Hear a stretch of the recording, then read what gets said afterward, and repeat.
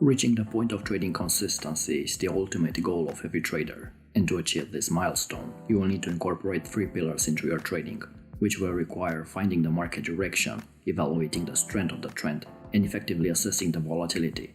Most traders apply 3 or 4 indicators to get this information, but at the same time they clutter their charts. One viable solution to this problem is the Trader's Dynamic Index.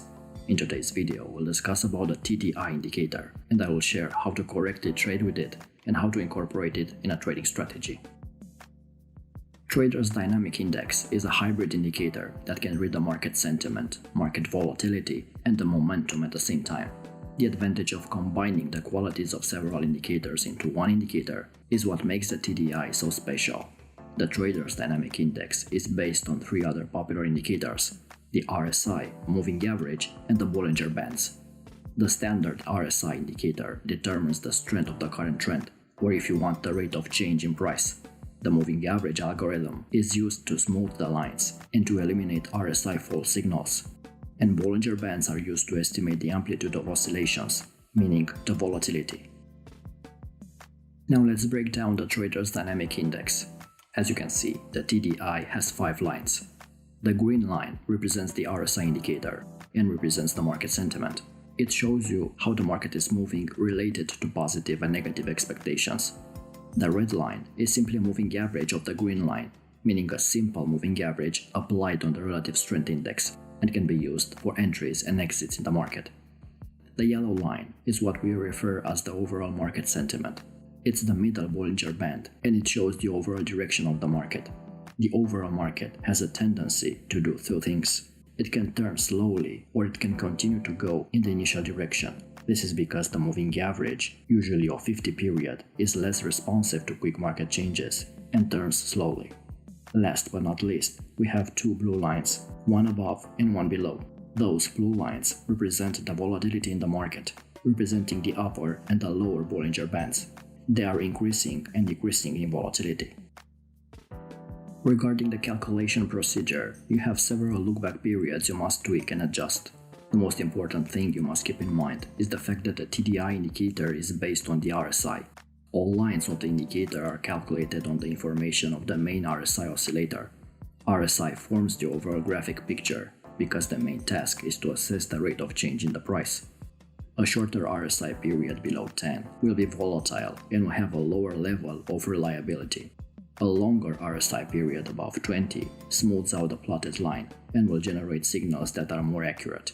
I personally would not use a look-back period below 20 on the RSI.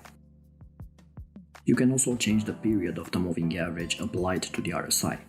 I don't like using fast moving averages below 10, so I would backtest moving averages with 12 or 21 look-back periods. The Bollinger Bands period must not be lower than the moving average period. If you choose a period of 20, for example, for the moving average, and 20 for Bollinger Bands, the 2 lines will become 1. I prefer to apply a 50 period on the Bollinger Bands, and in some cases, even a period of 100. So how to trade with Trader's Dynamic Index, and what are the main signals offered by the TDI indicator? The first signal, the crossover of the green and red lines. The short-term trend is determined by the relative arrangement of the green line in relation to the red line. The trend is considered ascending when the green line representing the RSI moves above the red line, the moving average. If the green line is below the red line, the market is considered bearish. This is practically an entry trigger. If the green line crosses the signal red line from below, it's a signal to buy. If it crosses the red line from above, this is a signal to sell. You place the stop loss behind the nearest swing high or low, and you take the profit at the channel bands, the blue lines, or after an inversed crossing of the green and red lines. Now, very important, a crossover of the RSI with the moving average isn't necessarily an invitation to enter a trade. In some instances, if the price trend isn't strong, you can have multiple crossovers in a short period of time, offering many false signals. Before acting on the crossover of the green and red lines, examine price action and make sure you identified all major support and resistance points on your chart and take the signals from these key areas. This is very important. Take TDI signals from major key levels on your chart. Here are several examples of valid trades.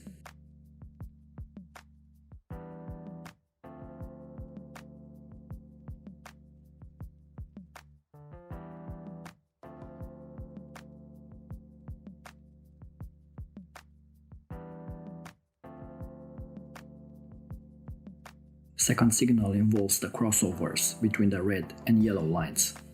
The yellow line, the middle Bollinger Band, indicates a long-term trend, and most of the trading time moves in the range between the levels of 30 and 70, with the exception of speculative moments. This line will define key turns for a change in the trend. If the yellow line crosses the 30 level downwards, a new swing low could form in the market. A breakaway of the 30 level upwards signals a potential reversal or the beginning of an ascending correction. If the yellow line rises above 70, a new swing high could form in the market. A breakaway of this level downwards signals the beginning of a descending correction. The global trend is defined by analyzing the arrangement of the yellow and red lines. When the yellow line is pointing down and the red line is below it, the trend is considered bearish. For a bullish market, you need a mirror image. The yellow line turns up and the red line moves above it. Again, you don't take crossover signals blindly, you take them after you identify the key levels in the market. Here are other examples of valid crossover trades.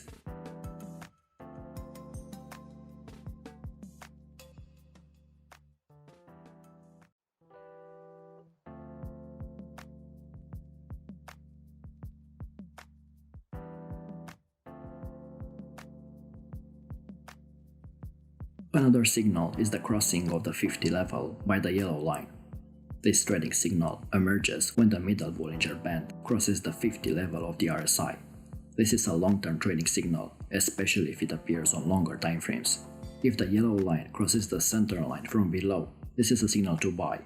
If it crosses the level from above, it's a signal to sell. To make the signal more powerful, use it in combination with breakouts of support and resistance levels, or trend lines, or with the formation of new price patterns. While many traders focus on the fast-moving average, the red line, I prefer to pay extra attention to the yellow line to smooth out the noise of shorter-term price fluctuations. The slope of the yellow line is also important, as it indicates the strength of the market trends. When it points upwards, the market sentiment is bullish, and when it points downwards, the sentiment is bearish. The fourth signal is related to trend strength and the range of volatility. The TDI indicator also signals the current market strength. We can analyze the relative location of the blue Bollinger Bands and the RSI line. If the channel bands diverge or expand, and the green line forms a strong direction up or down, then there is an active volatility on the market, and the probability of strong directional movements or a continuation of the current trend is high. The greater the angle of the green line, the stronger the players in the direction. If the channel lines converge or became narrow and the RSI line shows short movements, the market is ranging or is preparing for this state. The closer the green line to the center line, the 50 level, the less the market is active. So the expansion of the Bollinger Band signals an increase in volatility. The narrowing of the lines, on the contrary, indicates a decrease in volatility and a weakening market. The fifth signal involves TDI regular divergences. Many traders concentrate on crossovers, but they neglect an important signal coming from the TDI, divergences. Occasionally, price makes a new higher high, and TDI fails to do so. The new high on the TDI is lower than the previous high. Conversely, sometimes price makes new lower lows, but the TDI doesn't get below its previous low. These situations are called TDI divergences. There is a divergence or a mismatch between the information we get from the price, because the market continues its trend and makes new extreme, and the RSI line of the TDI indicator. The market fails to break through the previous extreme, and the trend may be changing soon. A high probability signal would be a crossover between the RSI line and the moving average after you spot a divergence. Of course, this must occur at an important level of support or resistance. Here are several examples of TDI divergence trades.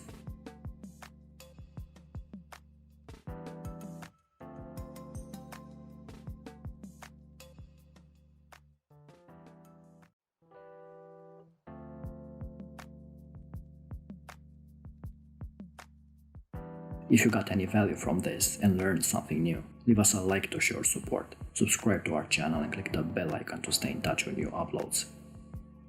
Until next time.